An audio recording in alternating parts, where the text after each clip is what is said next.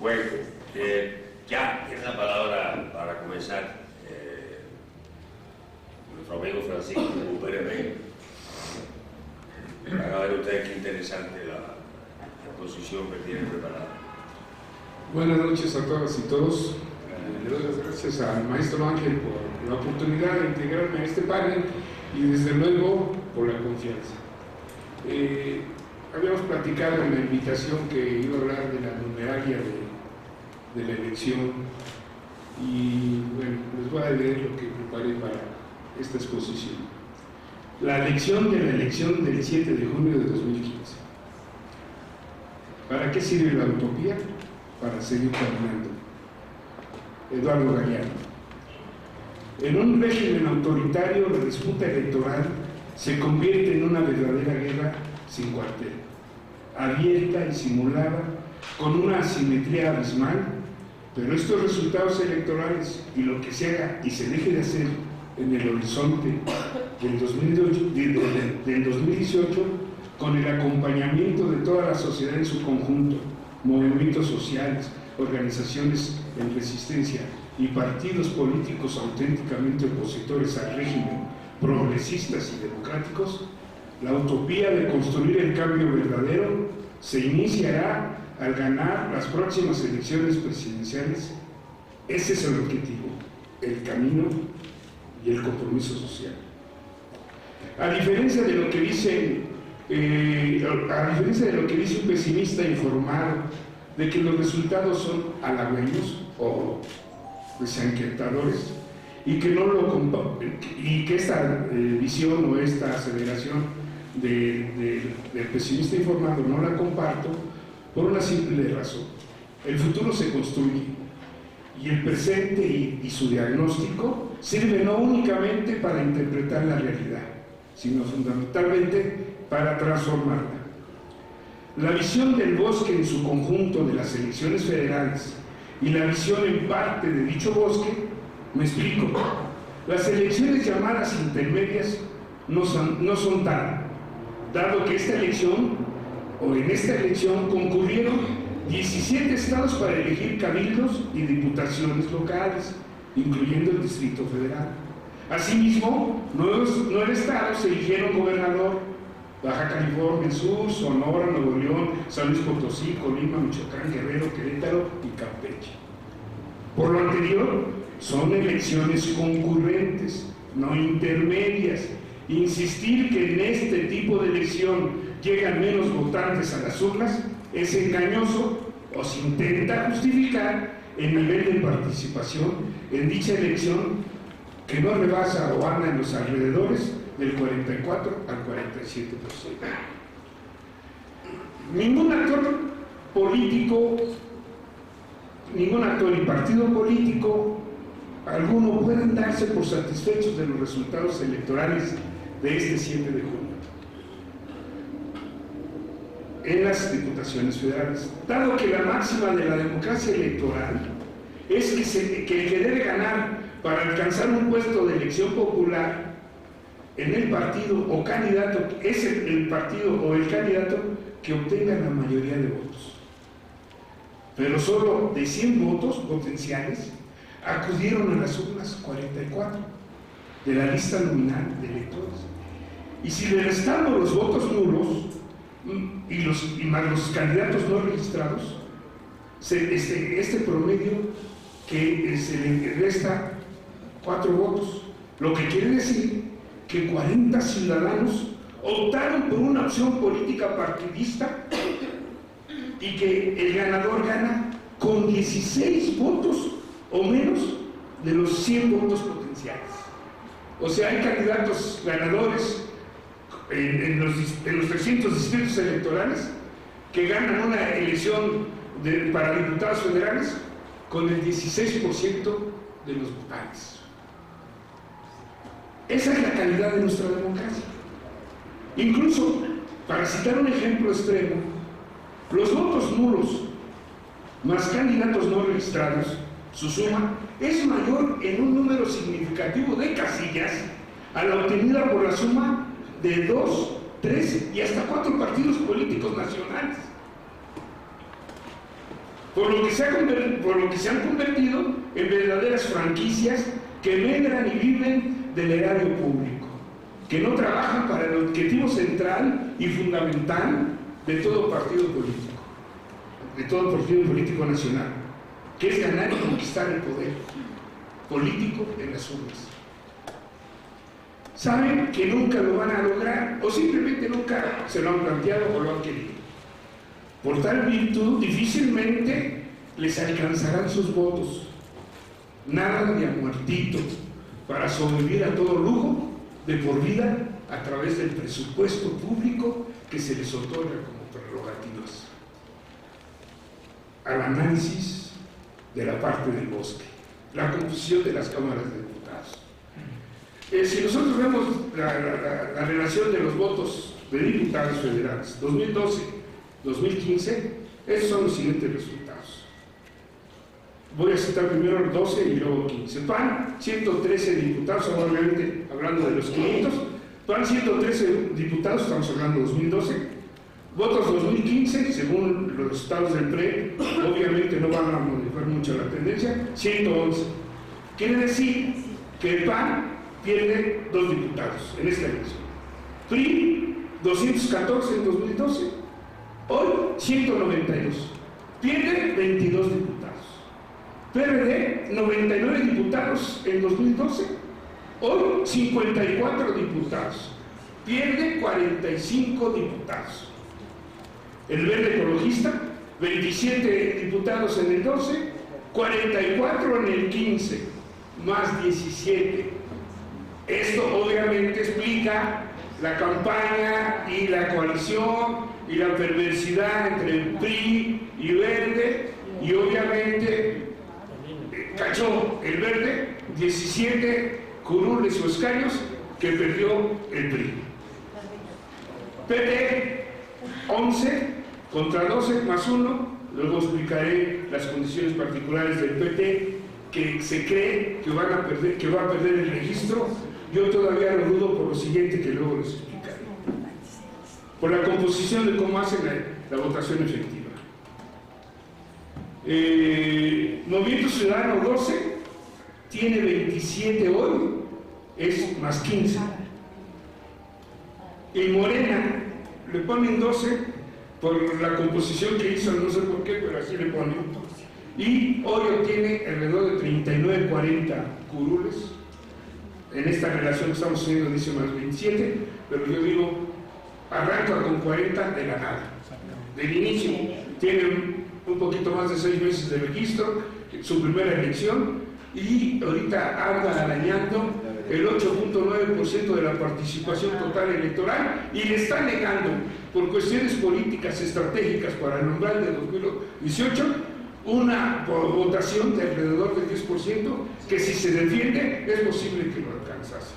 Pero además hay que significar que ni el PRD, cuando se fundó y que viene obviamente del Frente Democrático Nacional, y que en su primera elección alcanzó en su primera votación un umbral de alrededor del 7%. O sea, es el primer partido político nacional, hablando de Morena, que alcanza el umbral oficial, hay que esperar un poco, de 8.9%, aunque yo insisto que darle la votación de los auténticos votos de un umbral del 10% es sumamente peligroso, por lo que voy a explicar después. Pero dice, los resultados preliminares de la elección federal nos permiten señalar a los grandes perdedores en la integración del Congreso de acuerdo con los curules obtenidos. PRD, ya se señalan menos 45 diputados, PRI menos 22 diputados. El Partido Verde Ecologista Mexicano obtuvo, aunque obtuvo 17 escaños más que logró cachar de lo que perdió el PRI, a pesar de todas las irregularidades y violaciones a la ley electoral, que hasta el día de la elección hizo campaña política a través de tweets de personajes famosos del ambiente artístico y futbolístico. Aún con ello no les funcionó, porque los resultados en términos conjuntos, en realidad el PRI y la coalición también están arañando. Posiblemente 251 para rebasar y obtener el mínimo para hacer transformaciones constitucionales, pero no constitucionales, sino simplemente reformas a lo que exige la ley del 50% más uno, o sea, de 251 diputados y más. Es probable que el Partido Humanista pida su registro, dado los resultados al no alcanzar el umbral que exige la ley del 3% de la votación efectiva. PT, a través de la fórmula de votación efectiva, ¿cómo se integra esta votación efectiva? Votación total menos la suma de los nulos, de los no registrados, y la votación de los partidos que piden el registro, en este caso el Partido Humanista, logrará tener una votación superior al 3%, es cosa de hacer la aritmética y que los resultados definitivos se hagan, y es posible. Ahorita le están dando 2.85, 2.86 de votación, pero todavía no llegan a la fórmula de la votación efectiva, todavía no quitan 1.800.000, casi un 4% de los votos nulos, ni los votos del Partido Humanista, y entonces ante una base menor, por quitar estos votos nulos, es posible que rebase el 2.85 que ahorita le están consignando los registros de empleo a nivel del IFE. Es una teoría, una hipótesis de trabajo, esperado los resultados. Esto traerá una serie de andanadas para criticar a los anulistas, que gracias a ellos este partido seguirá gozando de las prerrogativas. Existe la posibilidad, si no, también se va.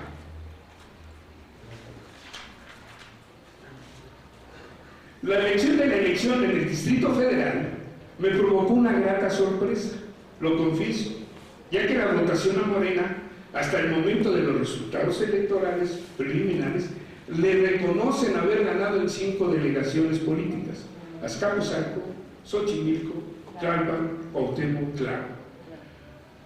Pero además no es una concesión gratuita que le hayan otorgado, ya si quieren ustedes, antes de los resultados definitivos, estos triunfos, sino porque existe una gran holgura, un gran margen de votación, y no les queda más que aceptarlos. Pero ahorita van a ver lo siguiente. En una elección muy competida, con final de fotografía, con los dados cargados, en la elección se gana o se pierde en el momento del cómputo de votos, al cierre de la votación, en la integración y llenado de las actas de apertura, de escrutinio, de incidencias y de cierre de la jornada. Así como también cómo se integran y se sellan los paquetes electorales distritales respectivos. No hay que olvidar que por condiciones de ley, entre el primero y segundo lugar, se deberán abrir todos los paquetes electorales correspondientes para volver a hacer su conteo si la diferencia no es mayor al mínimo que lo que indica la ley.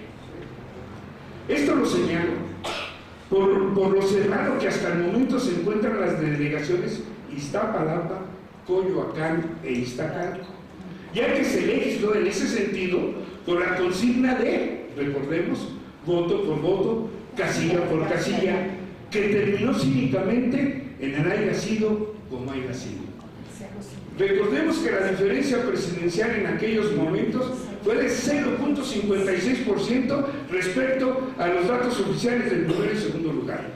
Y por tal virtud, obviamente, se legisló, porque siempre el IFE, o ahora el INE, han actuado después del niño ahogado, y entonces se hace esta reforma, y es posible que si se defiende bien el voto, pues tendrán que abrirse muchos paquetes y se podrá conocer los datos con mayor certeza y seguridad. Esto me permite afirmar que siempre, ante un régimen autoritario y antidemocrático, el terreno electoral nunca será parejo. Siempre se trabajará a contracorriente, porque así se ha decidido participar con las reglas del juego electoral y sus instituciones, y por la vía democrática electoral. No aceptar el triunfo en delegaciones emblemáticas como Coyoacán por su intelectualidad, en Iztapalapa por el mayor número de ciudadanos de la lista nominal de electores, el más grande en el Distrito Federal, y además no reconocer que en su primera elección Morena a un poco más de 6 meses de su registro y en su primera elección, puede rebasar el 10% de su participación. Y a 3 años de la votación presidencial, además en la elección del 2012, votaron alrededor de 16 millones de mexicanos por el actual líder político de Morena, lo que hace para el régimen y su partido político en el gobierno y sus aliados altamente competitivo y una opción ganadora de los ciudadanos que compartan el cambio de régimen y cambio verdadero. Las candidaturas independientes. La narrativa de los defensores de la llamada democracia mexicana no se han cansado ni cansarán de magnificar el fenómeno de Nuevo León como candidatura independiente ganadora. La pregunta es, ¿independiente de quién? La historia del Estado y su composición económica, política y social y sus sucesivos gobiernos demuestran una verdad de perogrullo. ¿Quién manda? Quien manda influye y gobierna en el Estado son los poderes fácticos, en particular los empresarios. Y digo, ¿por qué independiente de quién? Tenía 30 años de militancia priista y resulta que porque no el dedo va hacia él, pues obviamente se va por la libre, pero continuó. ¿Por qué no la independencia? Bueno, ya dijimos que es una verdad, pero luego quien manda, influye y gobierna en el Estado son los poderes fácticos, en particular los empresarios. Recordemos que cansados por ser gobernados, estamos hablando de Nuevo León, recordemos que cansados por ser gobernados por regímenes priistas, un grupo de ellos apoyó incluso a un candidato panista y lo hizo gobernador. Pero se percataron con el tiempo que los panistas hechos gobierno eran iguales o peores. Y por lo tanto le retiraron el apoyo y regresó el PRI a gobernar. Pero en esta elección decidieron, en esta elección 2015, decidieron retirar el apoyo, decidieron no apoyar a ninguno de los dos partidos. Decidieron apoyar a su candidato ciudadano, el ganador de la elección en el estado de Nuevo León. No es independiente, es apoyado por un grupo de empresarios y poderes fácticos del Estado, por mencionar uno mediático, el dueño del periódico Reforma. Este gran avance de la democracia trae un verdadero riesgo a futuro, el avance de la democracia y candidaturas independientes, aunque también habría que analizar de Cloutier, que es otra cosa distinta a lo de nuestro. Este gran avance de la democracia trae un verdadero riesgo a futuro que en 2018 le vendan a la ciudadanía la candidatura independiente, como el caso de Jaime Rodríguez el Bronco, y se instale en Los Pinos un empresario, ya no un aliado que no le sirve, sino uno de los suyos, o en el menor de los casos, candidatear a un famoso y carismático que le reste votos al verdadero opositor al régimen y no le permita llegar. Y una información adicional, aunque no es una candidatura independiente, pero sí es una candidatura, aunque parezca caricatura, de un famoso, ganó Cuauhtémoc Blanco en Cuernavaca, Morelos. Datos también oficiales, o por lo menos preliminares. Conclusión. Bueno, hay un consejo popular. No todo lo que brilla es oro, ni todo lo negro es petróleo en las supuestas candidaturas independientes. Conclusión. Don Pablo González Casanova ha señalado que la democracia es consustancial al socialismo, o sea, que no hay socialismo sin democracia, y en un régimen autoritario y antidemocrático, subsumido en el capital transnacional y sus intereses corporativos globales, la democracia es el veneno para el gobierno. gobierno neoliberal. Por ello han destruido a través de sus políticas el llamado Estado de Bienestar o el Estado benefactor, reformando la Constitución a través de sus reformas estructurales, contrarreformas para el pueblo, eliminando sus derechos y conquistas sociales. Por ello, el propósito de cambiar de régimen vía las elecciones se hace mucho más difícil y complejo.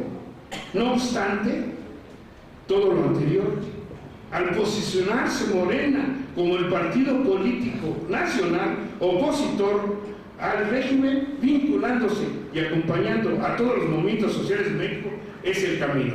Muchas gracias.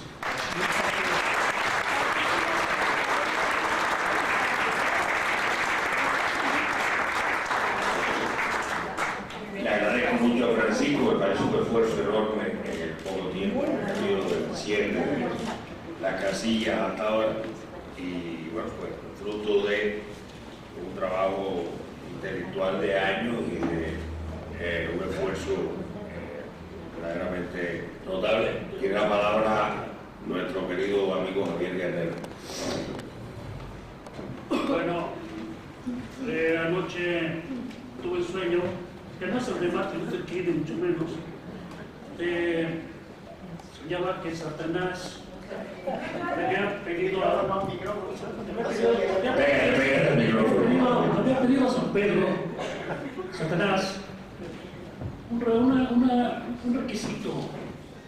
Satanás de San Pedro, lo que pasó en junio 7 de 2015 en México fue un fraude electoral.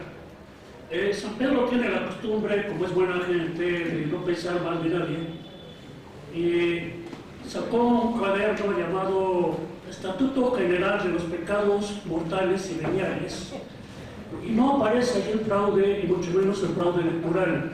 Sin embargo, Satanás le planteó que él no solamente reconoce el mal, sino que lo produce, y que sin duda alguna, efectivamente, hay un fraude en junio 7 de 2015.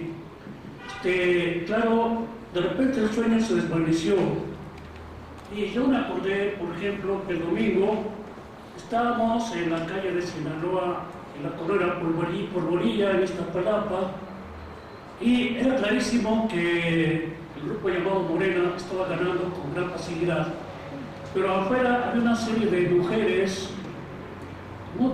comprando votos. Ellas estaban guiadas por una serie de rufianes que eran evidentemente del PRD, y estaban realmente comprando votos, incluso a 100 pesos. Protesté yo por la fuerza pública, y la gente de la fuerza pública dijeron que no era delito porque estaban en la calle y no dentro de la casilla. También le dije al señor presidente de la casilla, el señor de la casilla usó el mismo argumento, alegando que no estaban haciendo nada malo, o nada incorrecto, o nada irregular. Aquí la cuestión, sin embargo, es que la mayor parte de esas mujeres eran mujeres que, muchas son madres solteras, son gente desamparada, son gente manipulada por este maravilloso partido de la llamada Revolución Democrática, y estaban comprando votos. Después pregunté a otros compañeros, incluso de Acción Nacional y de otras casillas, si habían corrido lo mismo en Iztapalapa, y efectivamente, Iztapalapa cerca de Yaplaca y cerca de la Percales, ¿no? Evidentemente, y de cerca de la Roña también, evidentemente sucedió todo eso en Iztapalapa. Es decir, evidentemente el PRD trata de conseguir la medalla de oro en eso de cometer atracos y porquerías, superar al PRI en esa cuestión. Ahora bien, Lorenzo Meyer decía esta mañana que no había cambiado nada con estas elecciones, ni siquiera en el sentido de Lampedusa, o sea, ni siquiera cambia todo para que todo siga igual, ni siquiera en ese aspecto, ¿no? También el viernes 5 de junio, el señor Jorge Carrillo Lea decía: en este país hay una espantosa corrupción, hay miseria, hay pobreza, hay un desencanto, hay una gran decepción, todo está cabeza abajo, hay un gran desastre económico, hay una miseria desbordante, todo es terrible. Y sin embargo, dice Carrillo Lea, y no me explico por qué, según mis cálculos, según mis predicciones, el PRI va a ganar. Va a ganar las gobernaturas, va a ganar las diputaciones y va a ganar todo. Incluso predice correctamente las excepciones. Dice que va a ganar el Bronco, que va a ganar el Michoacán el PRD, y el PAN en Baja California Sur, y habla también de San Luis Potosí. Sin embargo, dice, no entiendo por qué estos hechos entran en contradicción tan palpable con la realidad, y no encuentro a nadie que me pueda explicar esta paradoja. Bueno, yo no pretendo decirle al señor Carrillo Lea qué consiste esta paradoja, pero sí habría que recordar algunas cosas. Me parece que el PRI es el resultado de una gran eclosión, de una gran erupción que se dio en 1910, que es la llamada Revolución Mexicana. O sea, el Estado mexicano tiene una dependencia histórica de un movimiento de masas muy profundo, muy amplio y muy decisivo.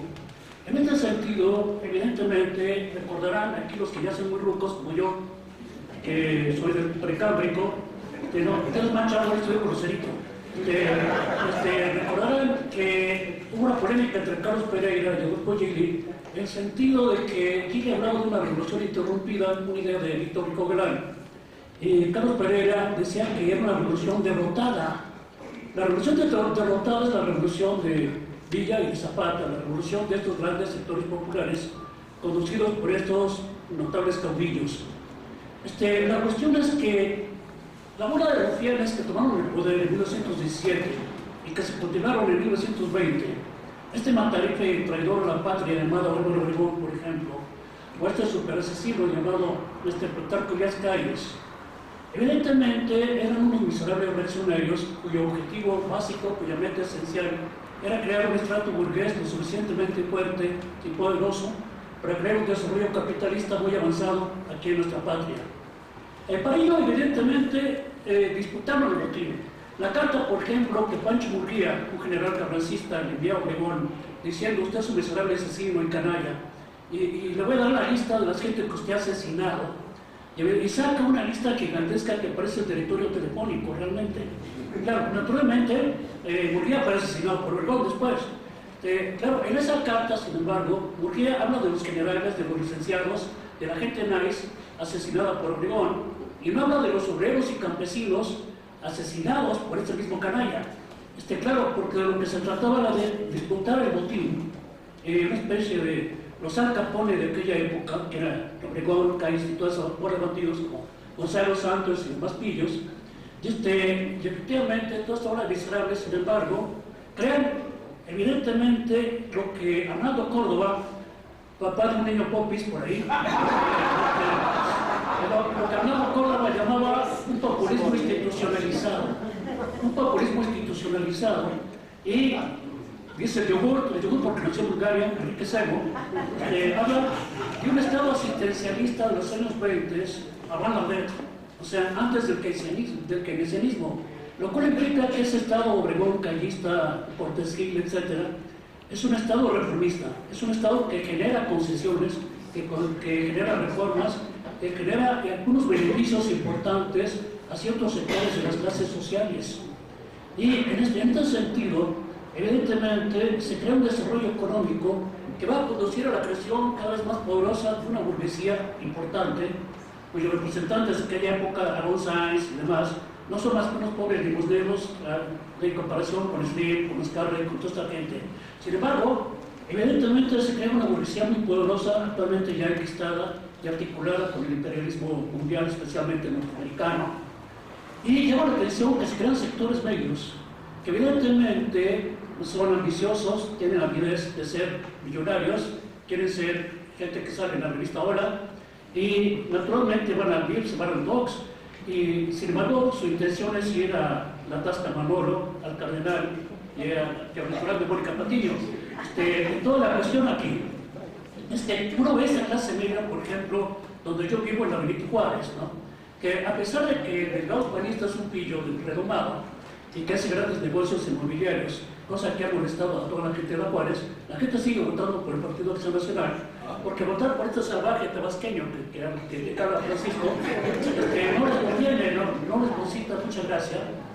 Y entonces aquí la cuestión es que ellos quieren salir a la revista Ahora constantemente, cosa que no han logrado hasta el momento, y siguen votando por el Partido Acción Nacional. Estas clases medias uno las encuentra en lugares donde era y noto encontrarlas, por ejemplo, en aquellos viejos años 70, cuando yo iba a San Luis Potosí, yo pensaba que allá en San Luis Potosí o en Aguascalientes, de repente en una esquina, o más bien en un rancho, iba a salir Tito Guisa cantando allá en el Rancho Grande.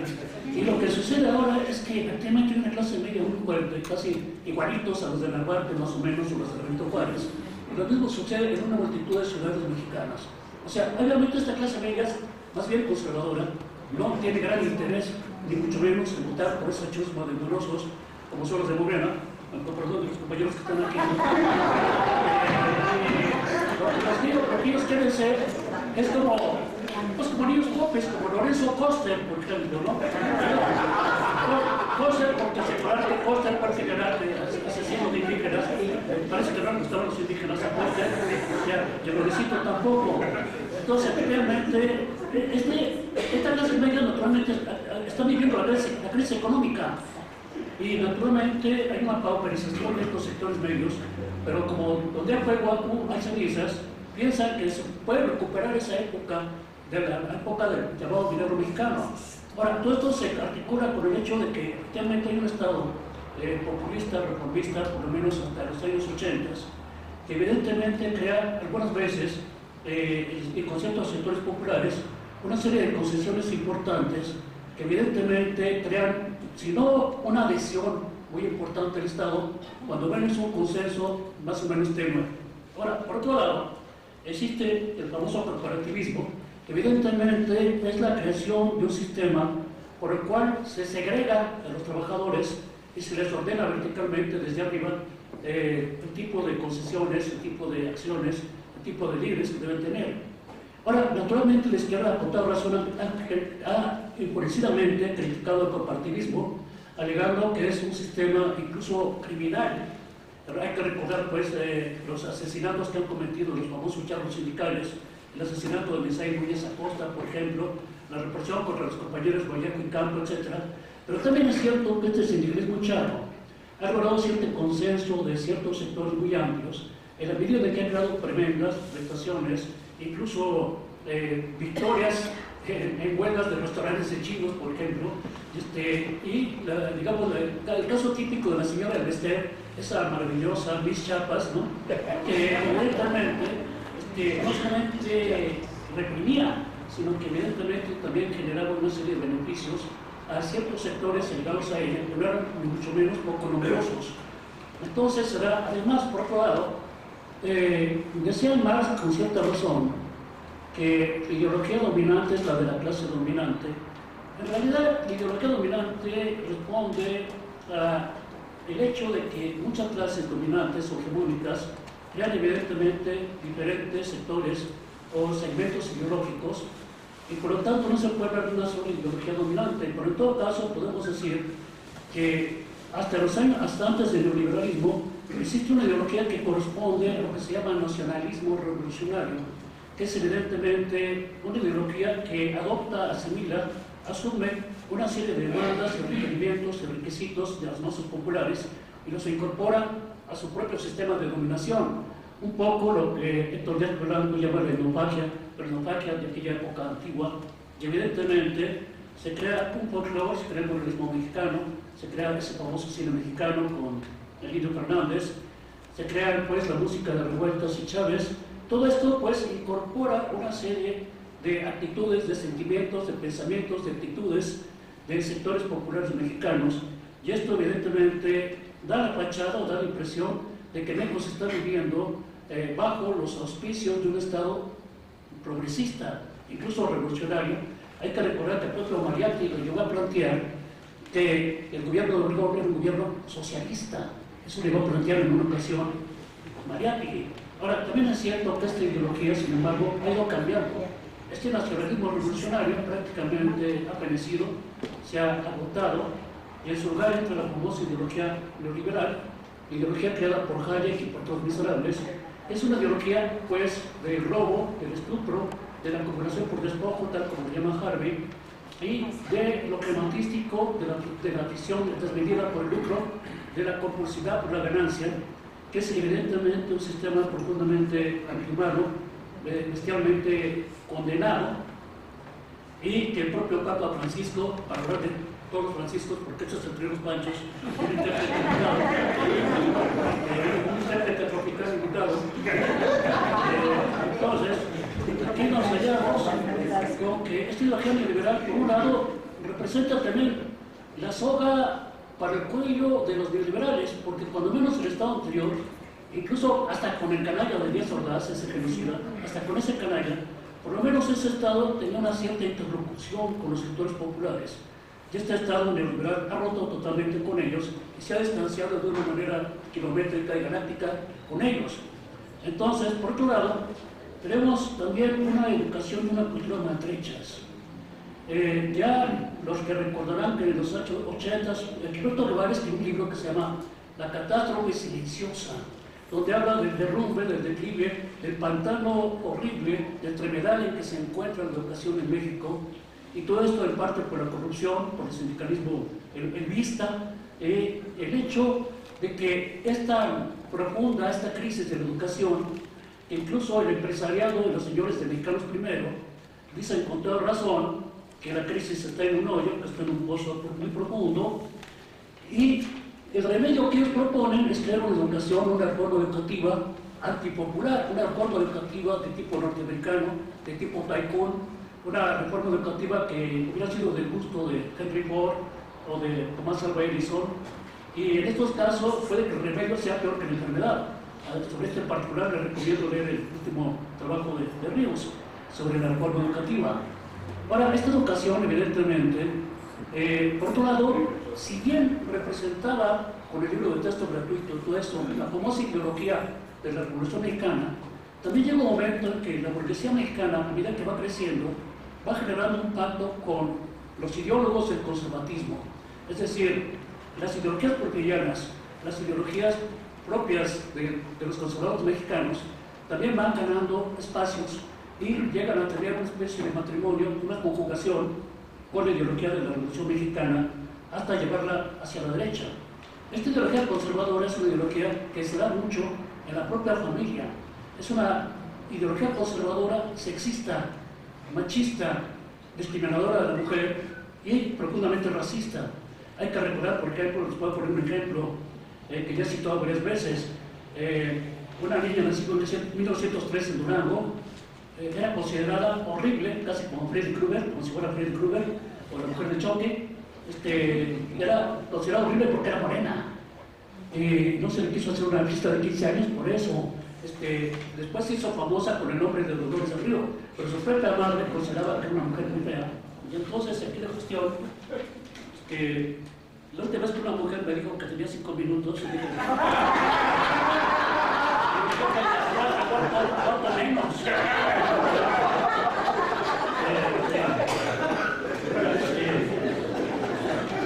Entonces la evolución de este conservatismo además se liga también por la permisividad del arbitrario.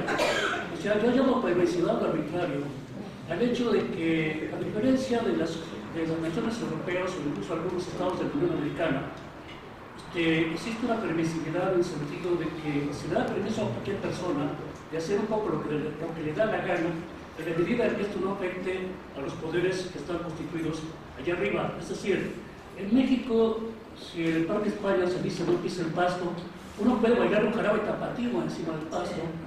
Y el pensador Fernando Escalante, por ejemplo, señala que el Estado mexicano siempre ha negociado con nosotros mexicanos los límites de nuestra obediencia y desobediencia. Es decir, hasta qué punto podemos hacer una serie de porquerías como destruir una caseta telefónica y todo eso. Y eso se equipara con la libertad. Incluso algunos idiotas piensan que eso es exactamente la libertad. Pero esto, mal que bien, le da un cierto consenso al propio Estado mexicano. Ahora, también, una cosa importantísima es lo que yo llamaría la destrucción de la izquierda organizada. Esta destrucción ha sido absolutamente caracterizada de una manera magistral por José Revueltas en su libro El proletariado sin cabeza. Es decir, esta destrucción de la izquierda organizada tiene que ver con el hecho de que desde los años 20 los movimientos disidentes realmente impugnadores, realmente antisistémicos, fueron brutalmente liquidados por la represión, o bien absorbidos y cooptados.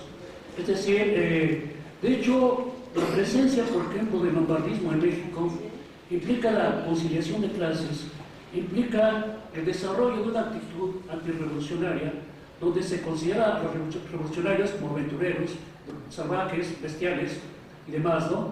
De hecho, Lombardo Toledano nos acusó a nosotros, los que participamos en el movimiento del 68, de ser agentes de la CIA. Es decir, esta actitud de Lombardo tiene que ver con el hecho de apuntalar lo que en esta guerra llamó la coexistencia pacífica, que era en realidad un conjunto de conciliaciones por las potencias imperialistas. Ahora bien, tengo otros puntos aquí que me gustaría discutir con el señor Carrillo Lea y que me parece que están en el fondo de por qué la gente puede votar por el PRI, a pesar de que en la calle, es decir, nosotros mismos que somos antropólogos, hacemos constantemente encuestas y no conozco una sola persona, después de discutir con más de 138 personas en la Avenida Juárez, en Iztapalapa, en Miguel Hidalgo, no conozco una sola persona que hable bien del PRI y de Peña Nieto. Una sola persona. Una sola persona. Claro, a veces hablan pestes de Pedro López Obrador o hablan pestes de Acción Nacional, pero no conozco una sola persona que hable bien de Peña Nieto y del PRI a nadie. Lo mismo dice Carrillo Lea. Ni en ningún rincón de Neco se habla bien de Peña Nieto y ninguna persona lo hace. Entonces, ¿por qué se da esta situación paradójica? En realidad, ello tiene que ver mucho, incluso con aquellos dichos que dicen más vale malo por conocido que bueno por conocer, y también por el hecho de que hay una despolitización flagrante, una usurpación de la izquierda. Es decir, ¿cómo se puede llamar de izquierda al partido de la Revolución Democrática si es un partido que favorece totalmente el sistema establecido neoliberal? Eso es totalmente absurdo. Es decir, no, dice el señor Mancera, uno de los apoyantes del PRD en este proceso electoral, dice que como la izquierda se dividió, por eso se perdieron votos de la propia izquierda. Lo mismo que dijo López Dóriga. Si Morena y PRD se hubieran unido en Guerrero, hubieran derrotado al PRI. Y como no lo hicieron, ganó el PRI. Ahora bien, yo no veo cuál es el sentido de unirse con un partido cuya dirigencia ha apoyado la privatización de las reformas estructurales, que apoya la política del Protocolo Monetario Internacional, del Banco Mundial, que apoya todos los planes de Peña Nieto. Es decir, no entiendo cuál es la izquierda del PRD, y eso no es más que una engañifa para hacer creer que en México hay un pluripartidismo. Efectivamente hay un pluripartidismo, pero hay que tomar en cuenta que el pluripartidismo no necesariamente se equipara con la democracia. Entonces puede haber 40 partidos en un país, puede haber 40 partidos y al final de cuentas representar más o menos los mismos intereses de clase.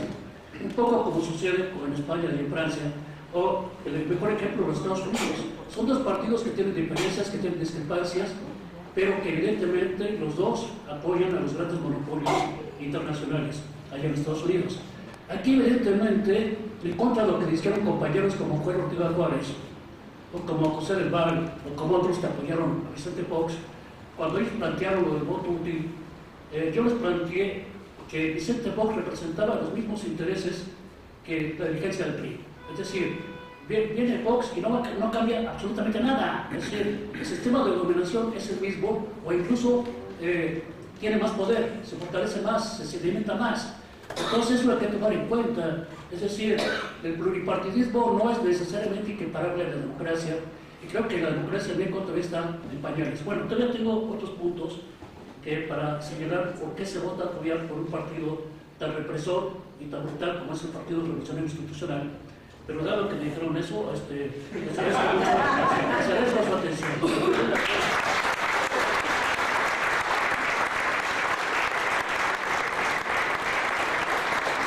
Palabra Francisco Venegas.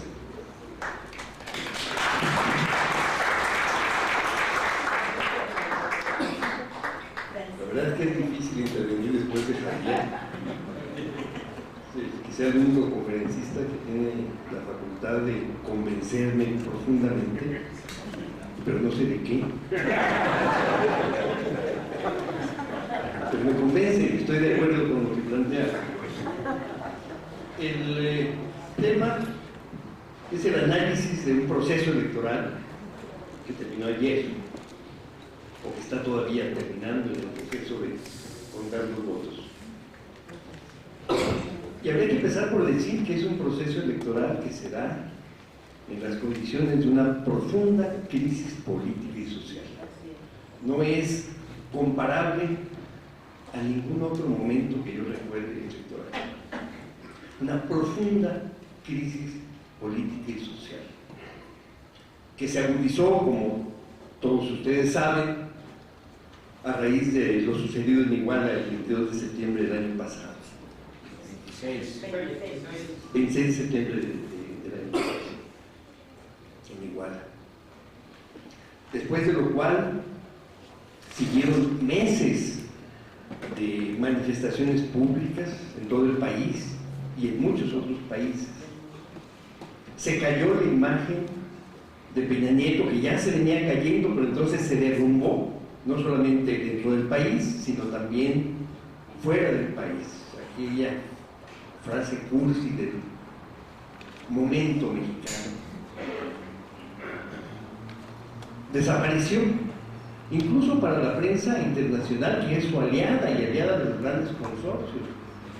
Peña Nieto ya no era aquella imagen del presidente reformista que iba a salvar a México, porque lo que mostraba el país era una crisis social y política muy profunda, en la cual el Estado, el gobierno de Peña, estaba perdiendo legitimidad a vista de todo el mundo.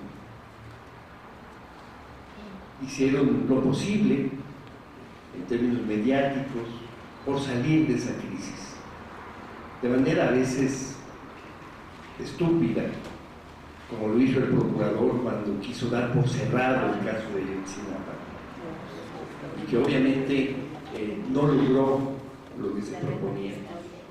O cuando el Peña pidió a los padres de los normalistas que superaran lo sucedido, que superaran su pérdida. Verdaderamente un comportamiento brutal de parte del Estado, sin sensibilidad, incluso para defender sus propios intereses. Yo no digo una sensibilidad verdadera, pero siquiera para controlar sus propios impulsos de querer regresar a lo que pasaba antes del 26 de septiembre. Pero es que lo que pasó el 26 de septiembre no fue algo casual, sino que era algo que era consecuencia de una política, de una economía, de una conducción de la economía y de una política de mucho tiempo, no solamente del régimen de este gobierno de Peña, sino de los anteriores. La política frente a las normales rurales, por ejemplo, de todos los gobiernos anteriores, fue una política de discriminación, de tratar de acabarlos. Desaparecieron decenas de normales rurales y las que quedaban existían porque se defendían con las uñas, como la de Ayotzinapa. De tal manera que desató una crisis política muy profunda y perdió, si alguna tenía, la legitimidad del gobierno de Peña. En ese contexto, la parte crítica de la sociedad, la parte más consciente, que generalmente asociamos con la izquierda, los sectores populares, los movimientos populares que habían sido reprimidos sistemáticamente en los meses anteriores, en los años anteriores, desde el día que tomó Peña Nieto la presidencia, se mostró una actitud represiva frente a la protesta social. Esos sectores críticos, pensantes, que no es un sector tan pequeño, es un sector importante. Y una parte importante de la Ciudad de México está ubicado en ese sector crítico y pensante que analiza la situación del país y que tiene una opinión crítica del régimen. Y este sector está muy irritado contra el gobierno y se provoca una división dentro de este sector. Una parte importante se asocia abiertamente, militantemente, a la nueva opción política de la izquierda, que es Morena. Pero otra parte, aparentemente más radical, plantea como opción política el voto nulo. Y gente muy respetable, y gente inteligente, y buenos analistas dicen no hay que votar por ningún partido. Esa es la manera de mostrar al régimen que estamos en contra del sistema. Y este sector obtuvo, ya harán las cuentas los que saben hacer el análisis estadístico de las elecciones, qué tanta influencia tuvo, pero bueno, por lo menos hay un 5% de votos nulos en el nivel nacional y un 7.5% de votos nulos en el DF. ¿Qué parte de ese 5% nacional y de ese 7.5% del DF es un voto nulo consciente? ¿Y cuál parte no? Yo no lo sé. Ahí a lo mejor mi tocayo nos puede ayudar a explicar ese fenómeno, pero yo creo que hay un sector, hay una parte de ese conjunto de votos que sí es un voto crítico. Y luego la otra parte de ese sector crítico, pensante, voto por Morena. Y no solo en la Ciudad de México, por supuesto. Y el resultado fue un buen resultado para la izquierda, para la oposición. Es cierto, puede resultar que 9% suene a poco, pero también explicaba mi tocayo que el PRD, después del Frente Democrático Nacional del 88, en el siguiente proceso, que eran elecciones intermedias en el 91, no llegó ni al 7%. Y había un proceso social importantísimo, había una confluencia de fuerzas. El Frente Democrático Nacional fue una verdadera confluencia de fuerzas políticas, algunas muy pequeñas en el papel, PNS,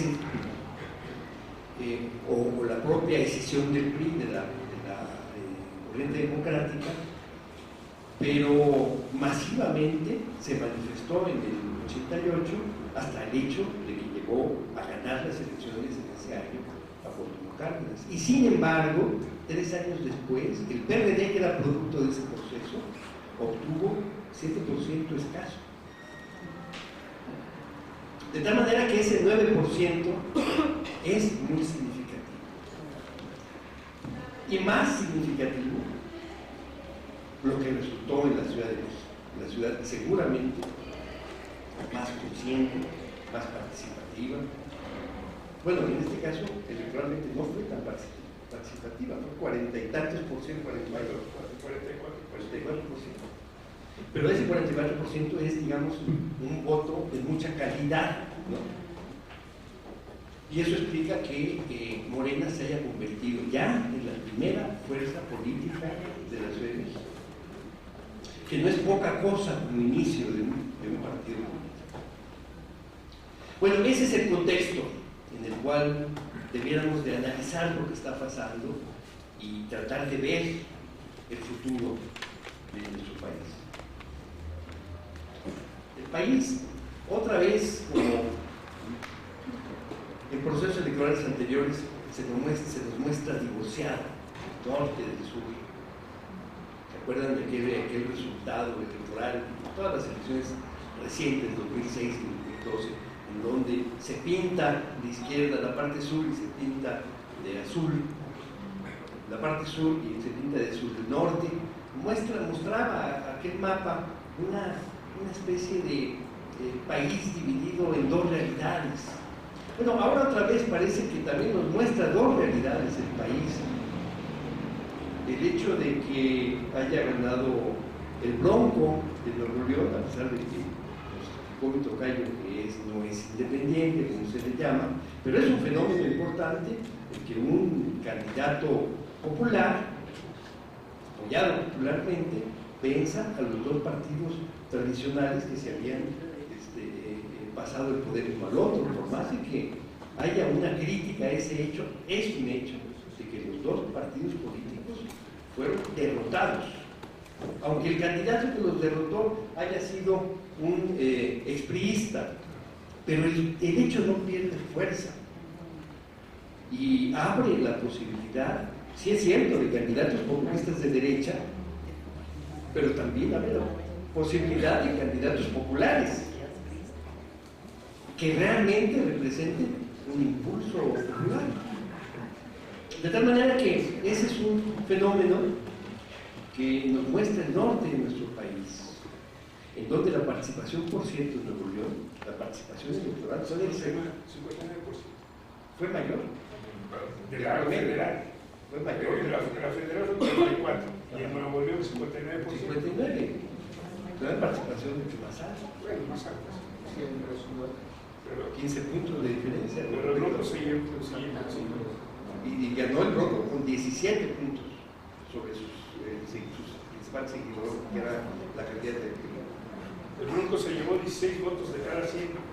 No, está bien, hay que relativizarlo todo, de acuerdo, pero es un hecho, no podemos simplemente decir, no, es lo mismo, porque viene del PRI, porque lo apoyan sectores empresariales, sí, pero el fenómeno ahí está, no podemos simplemente decir, no, es lo mismo, entonces no lo veamos, porque además va a ser único.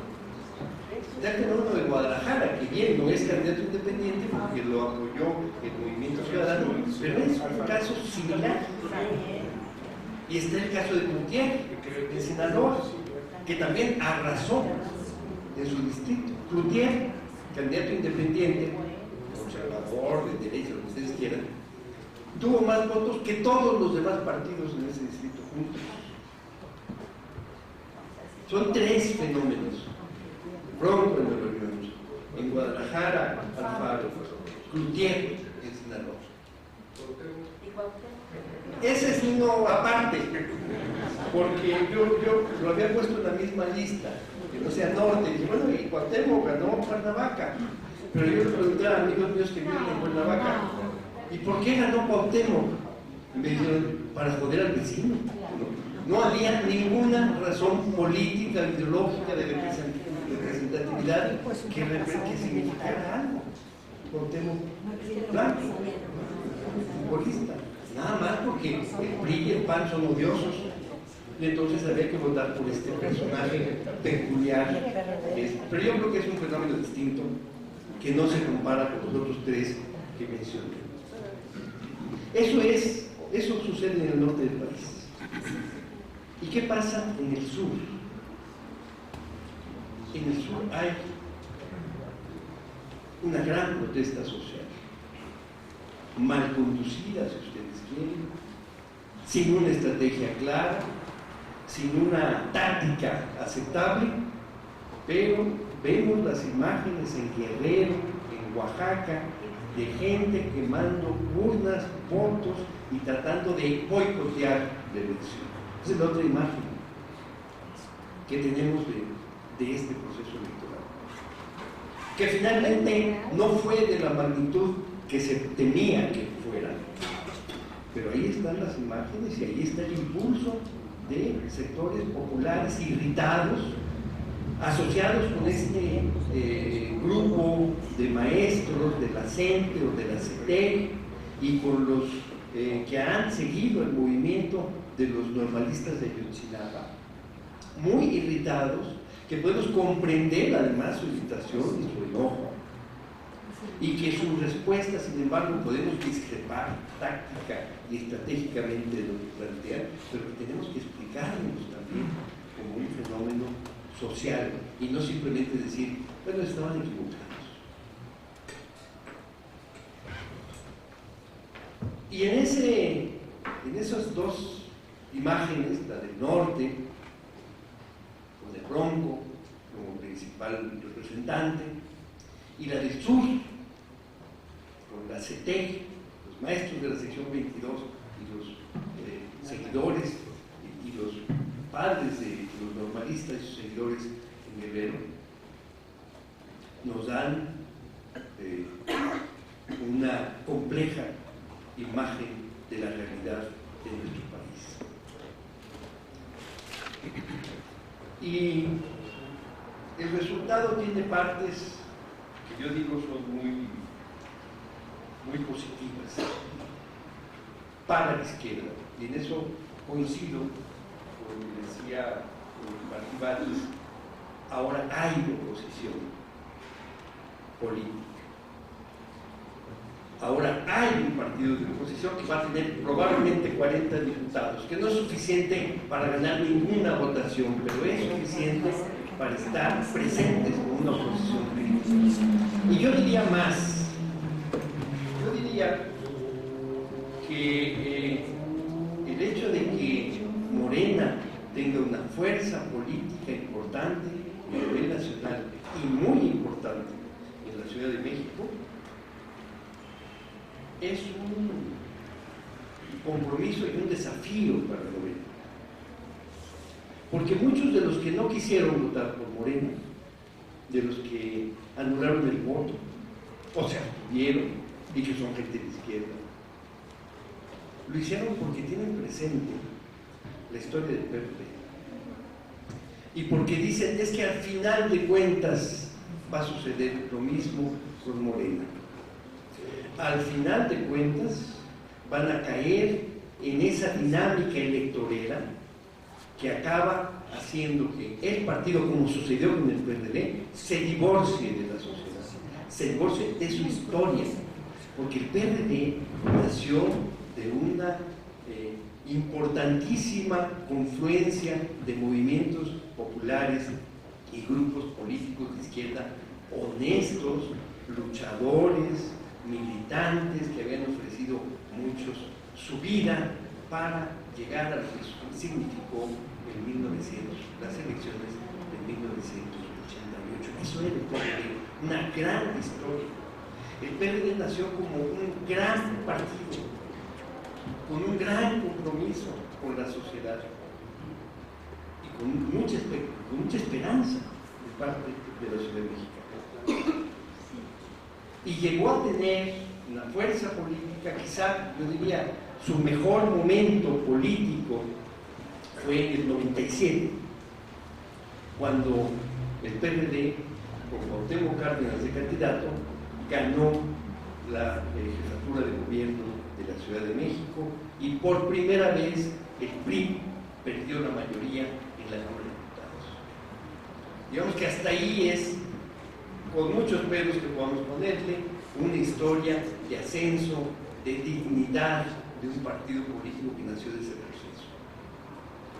Y a partir de ahí empieza otra historia, pero muy claramente, el divorcio con lo que representó, digamos, la última estocada a lo que representó el PRD. Fue el momento en que su dirigencia decidió firmar el pacto por México. En ese momento, lo que quedaba del PRD como un partido digno, representante de esta historia, de este proceso, en ese momento se acabó. Se convirtió en parte de una coalición que lo que se proponía, se propuso y llevó adelante lo fundamental, las llamadas reformas estructurales. Ahí sucedió el divorcio definitivo del PRD con su propia historia. Y digamos, si esa fue la estocada final, todavía, como en los toros, hubo una última, la descabellada, que fue lo que pasó en septiembre en Guerrero, en Iguala, porque precisamente eso mostraba una cara de este partido. Sucede en un municipio de Iguala, gobernado por el PRD, y en un estado gobernado por un candidato individual, justamente impulsado por el PRD. Y este proceso está muy presente en la mente de muchos ciudadanos de izquierda, decentes, si quieren ustedes, no de izquierda, críticos, pensantes, y dicen, no, con Morena va a suceder lo mismo, es inevitable. Bueno, es un desafío, ese es un desafío para Morena. Yo soy de Morena Y yo lo reconozco como un desafío.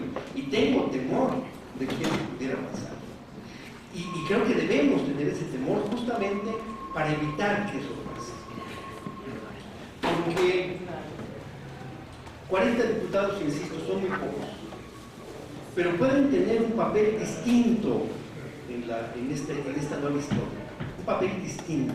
El tener 40 diputados que representen a los movimientos sociales, que no solamente estén en las grillas parlamentarias, bueno, que hay que estar en ellas, no digo que no, sino que estén atentos a lo que está pasando en la sociedad, con los movimientos sociales, y que estén ayudando, empujando, representando, encabezando incluso a veces a esos movimientos sociales. Ese es el desafío que tiene ahora Morena como nueva fuerza política. Y con todos los temores que podamos tener, yo creo que podemos ser optimistas. Muchas gracias.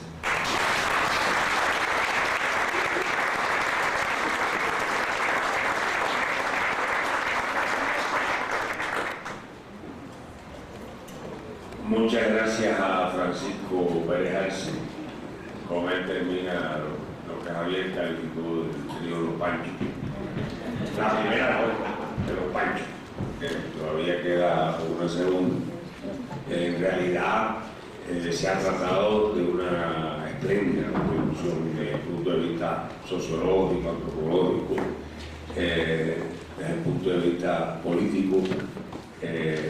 Toda una serie de observaciones sumamente agudas, de carácter histórico, etcétera, que complementan las magníficas presentaciones de Javier y de Francisco, o de Francisco Javier y del otro Francisco. Se me había pasado decir que está aquí la maestra Ifigenia Martínez.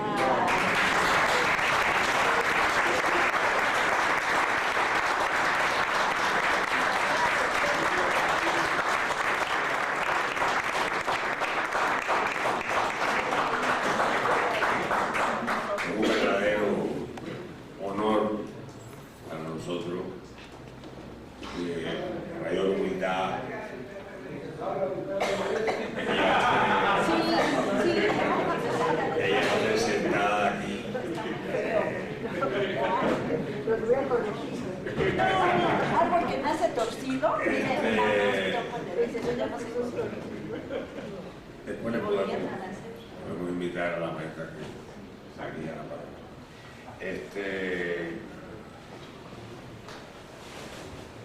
Tiene la palabra Héctor Díaz Porras.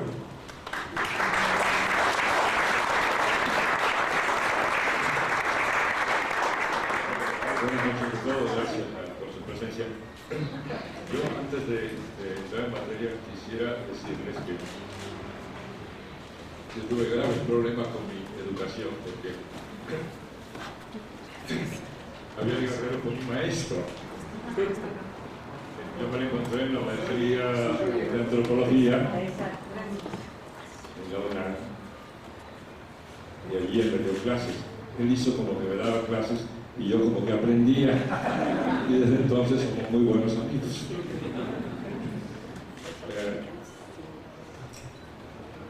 Yo estaba recordando ayer esta frase que ha sido tan repetida a lo largo de la historia, desde que fue dicha. Hegel dijo, parece que la historia se repite 2 veces. Ya sabemos, Marx dijo, sí, pero una vez como tragedia y otra vez como farsa. Y yo creo que pensando en México de los últimos años, digamos el México de las alternancias, la alternancia de 2000, y luego después de 2 catastróficos sexenios, la alternancia de 2012, entiendo que para México incluso habría que invertir la frase de Marx, primero como comedia, después como tragedia. Y eso es lo que estamos viviendo, una verdadera tragedia nacional. Ahora, dentro de cualquier situación, incluyendo la más trágica, siempre hay cosas que se reproducen y otras que cambian. A veces, incluso las que cambian no son tan evidentes y a veces no las vemos, por eso creo que todo sigue igual. Yo creo que este es un ejemplo muy claro de de este fenómeno, y es el hecho de que en esta elección, para mí lo característico es que hubo un proceso simultáneo de reproducción de lo que ya tenemos, de lo viejo, del régimen, en una palabra, y al mismo tiempo hubo un conjunto de cambios muy interesantes, muy importantes. Entonces, a esas dos cosas me voy a referir. De lo primero voy a decir solo titulares, porque no hay necesidad de abundar mucho, todos conocemos los detalles, las torpezas del gobierno, particularmente del cabeza del Poder Ejecutivo, el autoritarismo que se vuelve a repetir, todo en el marco del propio proceso electoral, no en general, en este proceso electoral. Desde luego la represión, que la vimos en su forma más trágica, incluso con muertos, la violación de la ley de manera sistemática. En esa hipótesis de Agamben de que hay sociedades donde durante largos periodos hay una especie de suspensión del derecho. Es decir, en este país se puede violar la ley, incluso la ley más sagrada para cada periodo. En el caso que acabamos de vivir, las leyes electorales, la normatividad electoral, y eso lo refleja perfectamente, como sabemos, el caso del Partido Verde. Es muy terrible. Una violación sistemática, diaria, permanente, desafiante contra los órganos. Y no pasó nada. Con la mitad, con un quinto, con una décima parte de lo que hizo el Partido Verde, se podría aplicar la legislación y suspenderle su registro. No se hizo por lo que en parte ya se ha dicho aquí claramente, por lo que en realidad representa el Verde. Ahora, hablando de las novedades, inicio con este caso, porque esta es una de las novedades. Es decir, la cantidad de votos, el porcentaje de votos que saca el Verde es una de las grandes novedades de este proceso. ¿Qué refleja, para no extenderme mucho, la importancia que todavía en el país tienen dos cosas como parte de los procesos electorales? El poder del dinero, por un lado, y el enorme poder de los medios de comunicación y su impacto en las masas populares. Es decir, en el conjunto de la ciudadanía en general. Es decir, en el caso del Verde tenemos un caso de una organización política que hace un pésimo uso desde el punto de vista ético, legal, etc., de los medios de propaganda, y que pese a que es castigado, se le hace una gran campaña. Yo que estoy en la red, soy testigo de una campaña formidable contra el Verde, poniendo de relieve lo que eran, una pandilla de sinvergüenzas. Y sin embargo, saca un porcentaje de votos altísimo. Eso es una novedad y una enseñanza que eso lo tenemos que estudiar, lo tenemos que retomar, porque es una cosa muy interesante. Luego,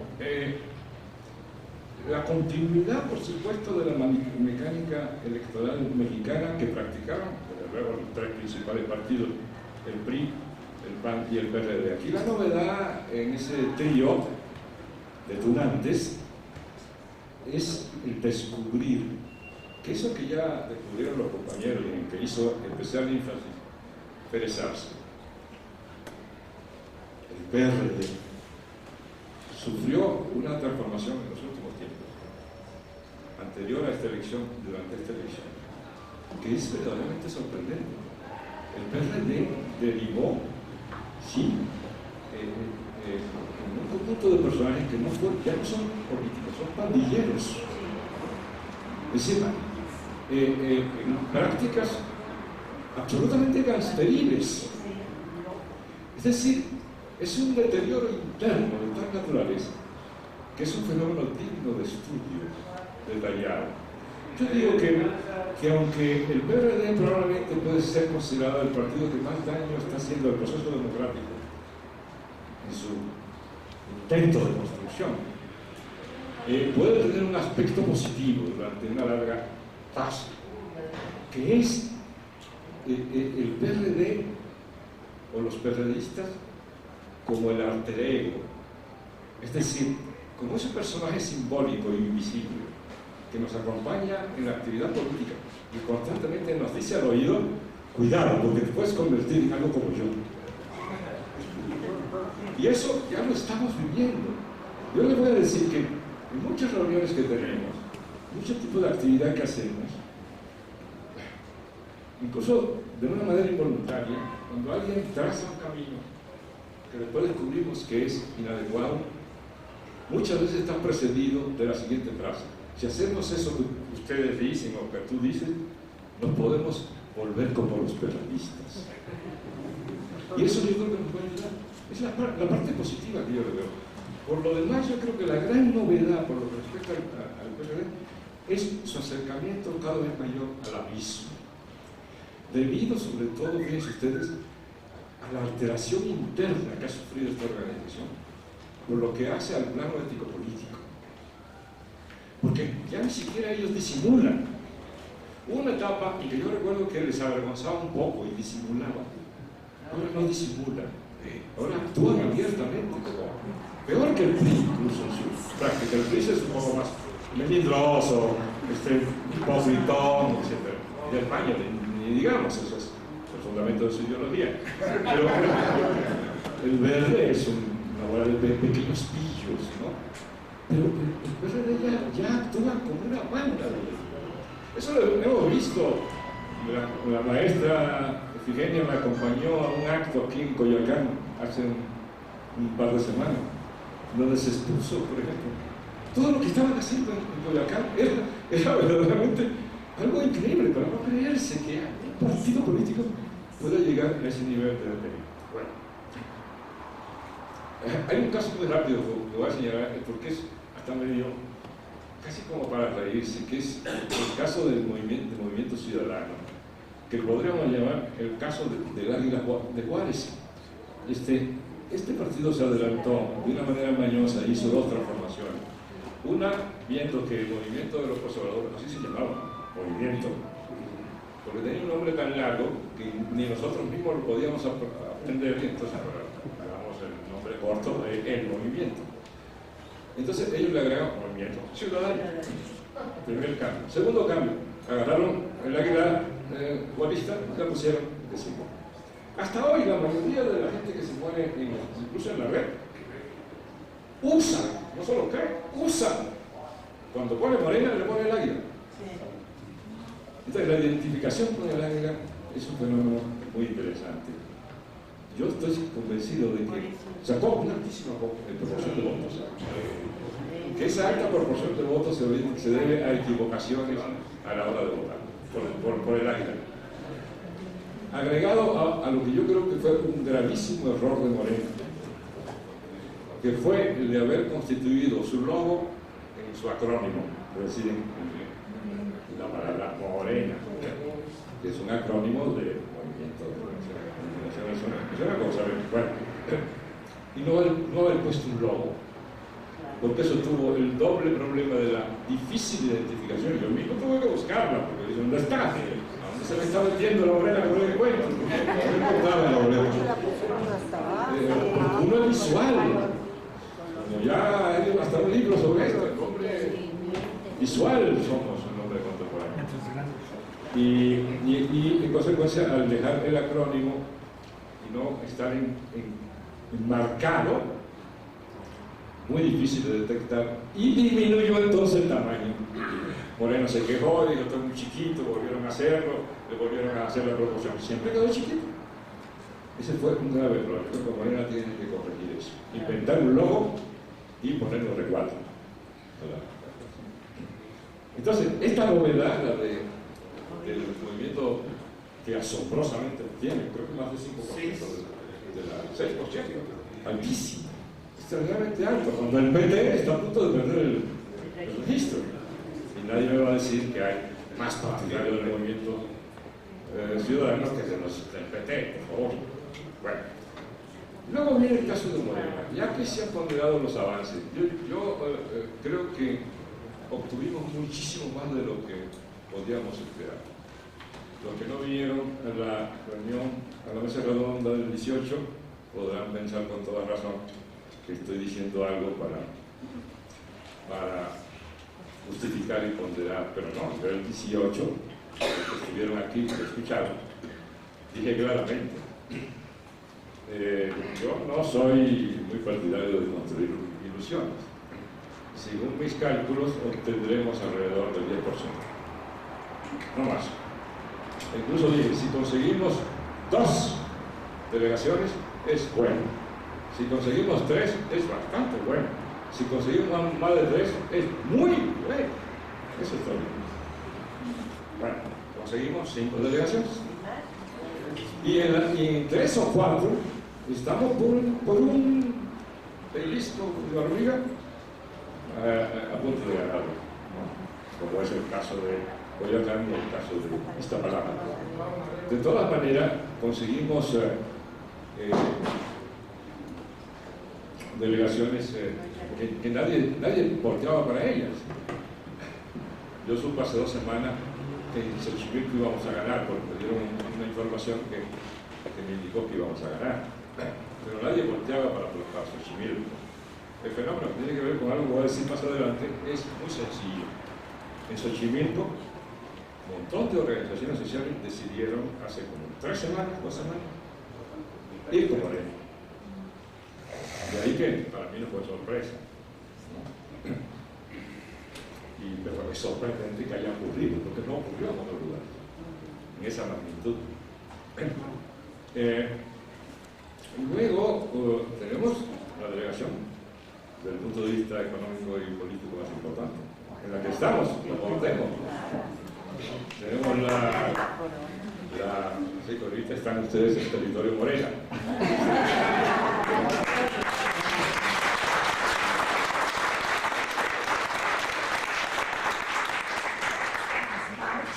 Esto nos va a permitir hacer ciertos controles de los poderes federales y del poder central, espero. En segundo lugar, tenemos la delegación más extensa de la Ciudad de México. ¿No? Más que extensa en territorio. En donde podremos hacer ciertos experimentos que yo creo que estamos obligados a hacer. Todo en el criterio que ya señalé en aquella intervención del 18, de que lo que nosotros tenemos que hacer con esto que se pudo rescatar, ¿no?, es empezar de inmediato a dar muestras de formas diferentes de gobierno. Y allí podemos hacer muchas cosas interesantes con Claudia Sheinbaum y estos chicos maravillosos que hicieron este milagro de echar fuera la enorme corrupción. Yo vivo en Tlalpan. La enorme corrupción que hemos vivido en Tlalpan en los últimos 12 años es algo verdaderamente, es casi, de ahí se podría fundar, como diría Borges, o Borges, la universidad universal de la infamia, ¿no? Bueno,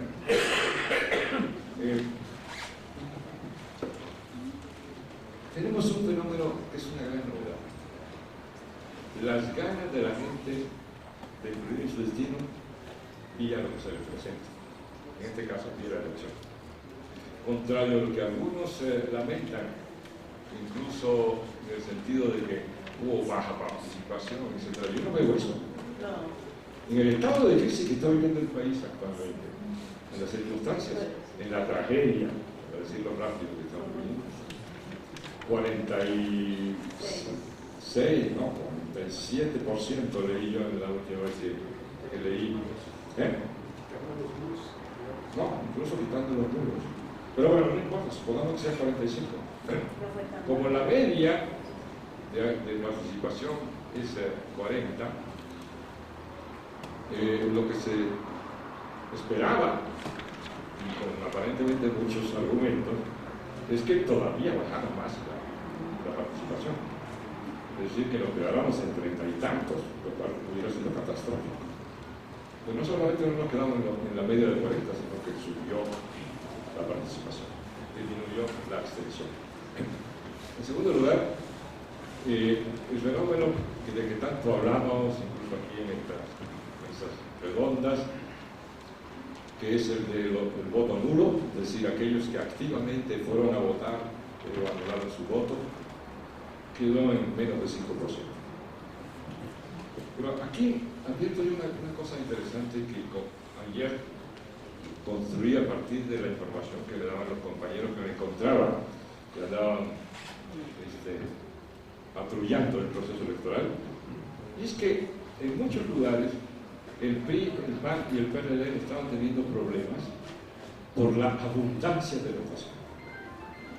Es decir, allí donde la gente fue a votar de manera más abundante de lo esperado por estos compradores profesionales de votos, los compradores de votos tuvieron un problema.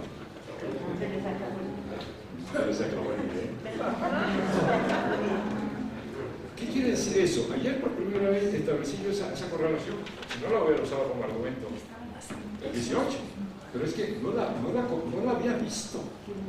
Pero ayer me quedó clarísimo que hay una correlación entre el efecto de lo que para mí es el cáncer fundamental de la política mexicana, hablo de la política de los partidos, que es la compra de votos, y la participación ciudadana. Hay una correlación prácticamente exacta entre la cantidad de la población que se abstiene de votar con el efecto positivo, es decir, efectivo, eficaz de la compra del voto. Y al revés, mientras más gente va a votar, la posibilidad o la eficacia de la compra del voto disminuye proporcionalmente. Lo que me convence cada vez más de que el escenario que nos debemos plantear en el futuro es inevitablemente como el escenario de Venezuela, como el escenario de Bolivia y como el escenario del Ecuador. Ir todos como locos a votar, en masa, como búfalos. Darle una paliza que haga incluso imposible que logren lo que acaban de lograr en esta elección, que es de las cosas que permanecen. Le doy la razón a los que me han precedido, particularmente a Pérez Arce también, que insistió mucho en este punto. El PRI obtuvo, en efecto, el triunfo de Moreno. Mi querido Javier se preguntaba en diálogo con Carrillo, ¿pero por qué ocurre eso en México? Pues por esto. En parte es fundamental por esto. Eso no quiere decir, creo que es una conclusión errada, lo que hay que explicar es por qué la mayoría o los mexicanos votan por el PRI, o la mayoría de los mexicanos votan por el PRI. Eso no es verdad. La mayoría de los mexicanos votan contra el PRI. Lo que hace el PRI es aprovechar primero la división, cómo se dividen los votos entre los diversos partidos, por un lado, y asegurarse de una compra sistemática de los votos que le aseguran eso que llaman voto duro. Una parte proporcional de enorme importancia del llamado voto duro del PRI es voto comprado o voto conseguido a partir de la coerción, de la amenaza. Bueno, ya llegaron, incluso ya también, no solo el PRI, lo practicó el PRD tanto en Iztapalapa como en Coyoacán, decirle a departamentos completos: a ver, presente su renuncia. Si perdemos, está fuera. Si ganamos, pues están instalados. ¿Qué es eso? Esa es la otra violencia que completa la primera de que hablé, la violencia física, represión. Este es otro tipo de violencia que ha usado sistemáticamente el PRI y que ahora otros imitan. La violencia, primero, en la aplicación de una política social que los empobrece hasta la desesperación. Segundo, la violencia en términos del embrutecimiento público que impide que los mexicanos se conviertan en un pueblo de ciudadanos. Luego, el uso de esa situación de ignorancia y de pobreza para comprar el voto o para lograr que voten por ellos por coerción. Un círculo. Es decir, es un modelito que lo tienen perfectamente armado. Con eso, con una minoría de votos, que eso lo doy la razón a mi colega, porque es muy pocos votos lo que necesitan. Es el 38, el 30 o el 29 o el 28, pero de la totalidad de los que votaron menos, los nulos, los que se abstuvieron. Es como un poquitito de votos que ganan, comparado con el 100%. Así que no es muy difícil. ¿Qué es lo que necesitamos? Necesitamos en consecuencia un abatimiento drástico del abstencionismo, dejar en su pequeño nicho el voto nulo, porque eso es muy diferente del abstencionismo. El voto nulo trae teoría, trae posiciones, trae incluso convicciones. No todos son unos cuales, como dicen algunos, ¿no? Son gente que han hecho un análisis y han llegado a esta conclusión equivocada, pero es una conclusión que deriva en convicciones, y eso es respetable, eso es respetable. Pero es un nicho que, como se demostró en la elección, hace lo que el viento a Juárez, a los tres partidos principales. Entonces tenemos este gran problema. Compra de voto, abstencionismo, voto nulo, es un trío que es parte fundamental de la resolución del tenudo político en que estamos viviendo. Pero lo que ya pasó respecto a Morena y otras cuestiones señaladas nos indica que el país está avanzando y a una rapidez extraordinaria en términos de conciencia política, de ganas de participar, etcétera, etcétera. Y eso hay que aprovecharlo porque es nuestra gran oportunidad. Y aquí, para cerrar, es donde yo creo que entran lo que ya señalaron los compañeros, no recuerdo cuál de ellos, que es la responsabilidad que adquiere Morena en este contexto. Morena tiene grandes desafíos, grandes asuntos que resolver para poder estar a la altura de lo que tenemos que hacer de hoy, el 2018, si queremos iniciar un proceso de transformación. Es decir, una tercera alternativa que sea el rompimiento de esta realidad hegeliana de tragedia y comedia. Es decir, una revisión de sus procedimientos democráticos internos. Creo que tenemos graves déficits en esa materia. Todo esto va a requerir una discusión interna, va a requerir estar en posición de crítica y autocrítica. Recuerdo de un amigo cubano muy chistoso que siempre que veía uno le decía: chico, te voy a hacer una autocrítica. Así debe ser. A todo lo que veamos, es decir, tengo que hacer una autocrítica.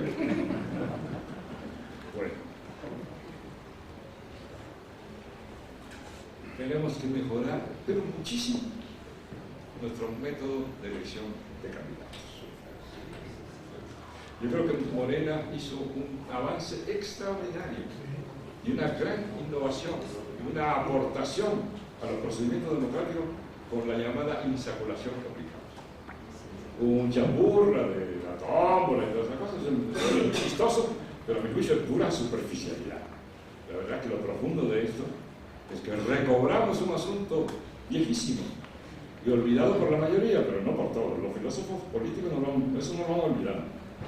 Hay una biblioteca de eso. Claro que yo les debo confesar que, según lo veo yo, eso no lo derivamos de esa larga tradición y de esa biblioteca, sino que fue una ocurrencia de Andrés Manuel buscándole solución a ese problema. Otra vez, el PRD que traemos, cuidado, eviten ese canibalismo a la hora de elegir sus candidatos, porque son capaces de acuchillarse. Te buscan un método que evite esos problemas. Y buscándolo, digo: ¿y por qué no introducimos el sorteo? A posteriori, dijimos: ¿y eso sí tiene sentido? Pues vamos a los griegos así iniciaron la democracia que conocemos. Hoy, ¿no? Así se inició, aplicando sorteo. la destrucción de la democracia, dice uno de los teóricos de la ciencia política, un francés extraordinario, inició cuando se sacó el sorteo del proceso democrático de elección. Terminé un libro ayer de Gizet, que por cierto así se titula, primero como tragedia, después como farsa.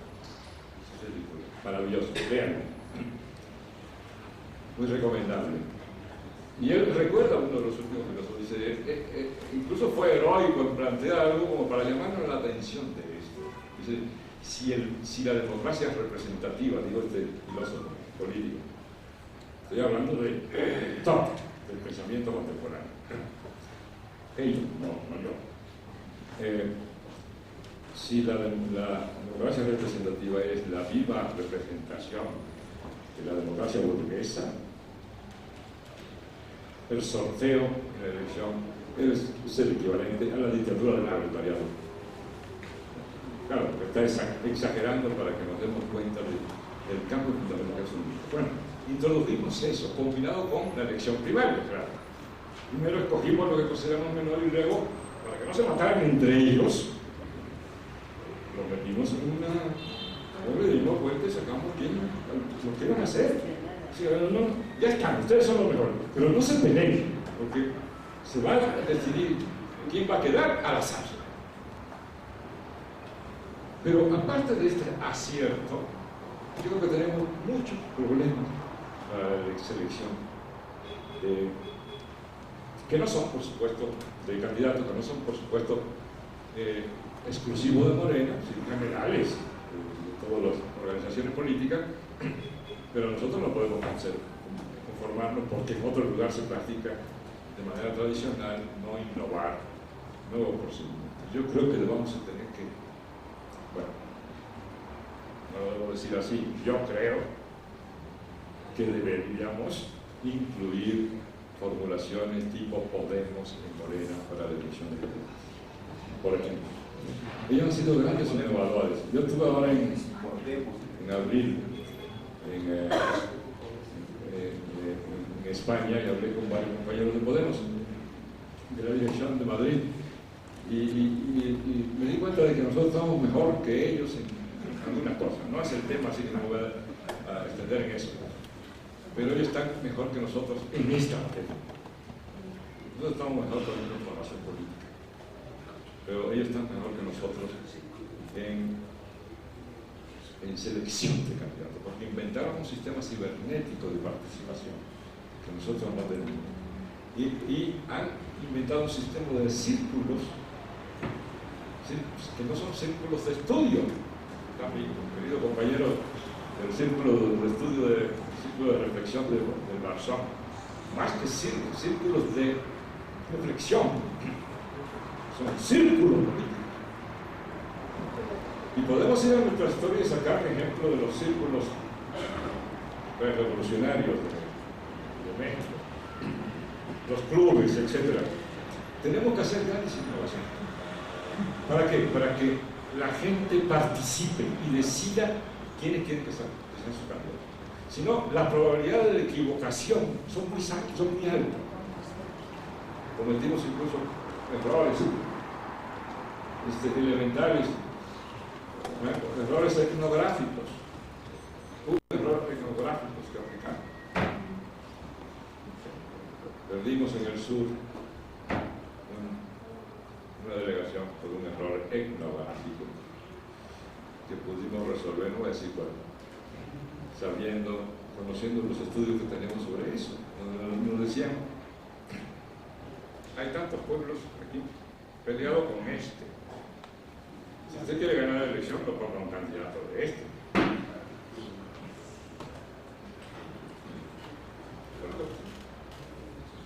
Los otros pueblos dijeron no. Fueron con el PRI. ¿Y con quién más? Zona de bosques. Con el verde. Usted lo único que está hablando de ecología, ya sabemos cómo, ¿no? Entonces, es muy grotesco. Yo diría que un último elemento, si nosotros queremos innovar Y esto yo creo que no solo vale para la Moneda, sino para cualquier organización política que se diga de izquierda hoy día, es crear una base de organización política que implique a los ciudadanos en el quehacer político, particularmente en el debate sobre su situación, sobre la situación del país, sobre su entorno y sobre sus aspiraciones. Si no tenemos esto, no vamos a poder hacer el trabajo.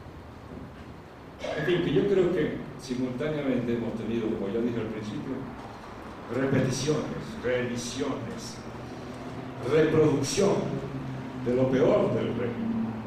Y al mismo tiempo se están produciendo ciertas transformaciones que acompañan a esta inercia y que son las que debemos detectar para impulsarlas en un sentido positivo. Si esto ocurre, y tomando en cuenta las experiencias que estamos viendo en Europa incluso, Syriza, Podemos, lo que está pasando en Portugal, lo que empieza a pasar otra vez hacia el oriente, en Turquía, lo que ha estado pasando en estos días.